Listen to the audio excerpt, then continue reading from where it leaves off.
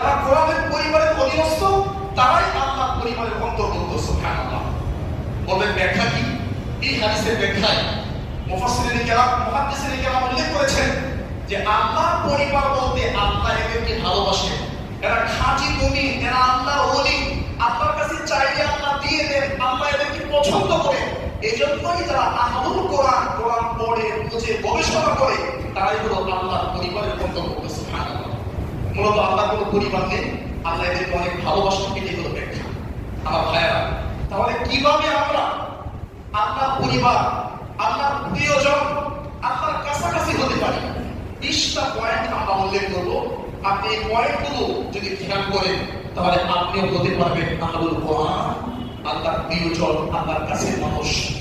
কে না চায় আমরা আল্লাহর নৈকট্য অর্জন করতে? সকলেই চায়। আমাদের 1 নম্বর, আমার প্রিয় ভাইরা, কোরআন কারীম তেলাওয়াত করতে হবে একমাত্র আল্লাহকে খুশি করার জন্য, মানুষকে দেখানোর জন্য নয়, চাকরি টিকিয়ে রাখার জন্য নয়। মনে করে মদিনা থেকে আসলাম, আমাকে দাঁড়া করিয়ে দিলেন যে তুমি নামাজটা পড়াও, আমি এখানে ছাত্র ছিলাম।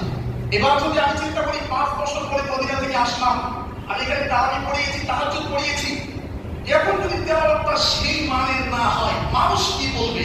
এই তেলাওয়াতে আমাকে জাহান্নামে নিয়ে যাবে, কোনো সন্দেহ নেই। আর যদি তেলাওয়াতটা আল্লাহর জন্য করি, তাহলে এই তেলাওয়াতের মাধ্যমে আমি আহলুল্লাহ, আল্লাহর পরিবারের অন্তর্ভুক্ত হতে পারবো। সুবহানাল্লাহ।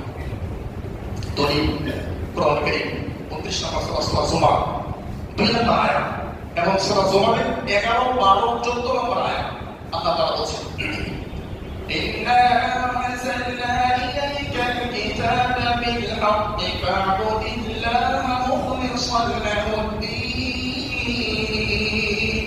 ইন্না আনজালনা ইলাইকাল কিতাব, আল্লাহ নবী, আমি আল্লাহ আপনার কাছে কিতাব নাযিল করেছি, আপনি কিতাব পড়বেন, ফা'বুদিল্লাহা মুখলিসান লাহুদ-দীন, একনিষ্ঠভাবে, এককভাবে একমাত্র আল্লাহর জন্য আপনি তেলাওয়াত করবেন। অর্থাৎ তেলাওয়াতের সময় নিয়ত থাকবে আল্লাহকে খুশি করা। কিন্তু দুঃখের বিষয়, 4 রাকাত বিশিষ্ট নামাজে ইমাম সাহেব, আমরা যখন 2 রাকাত সালাতে কেরাত পড়ি, সশব্দে তেলাওয়াত করি, 2 রাকাত, প্রথম 2 রাকাতে সূরা ফাতিহা পড়তে যে পরিমাণ সময় লাগে, লাস্টের 2 রাকাতে সেই পরিমাণ সময় লাগে না। আল্লাহ তাআলা যদি উদ্দেশ্য এটা হয়ে থাকে, প্রথম 2 রাকাতে মুসল্লি শুনবে, আমাকে সুন্দর করে পড়তে হবে, তাহলে এই তেলাওয়াত 100 বছরের ইমামতি করনেওয়ালা ইমামকে জাহান্নামে নিয়ে যাবে।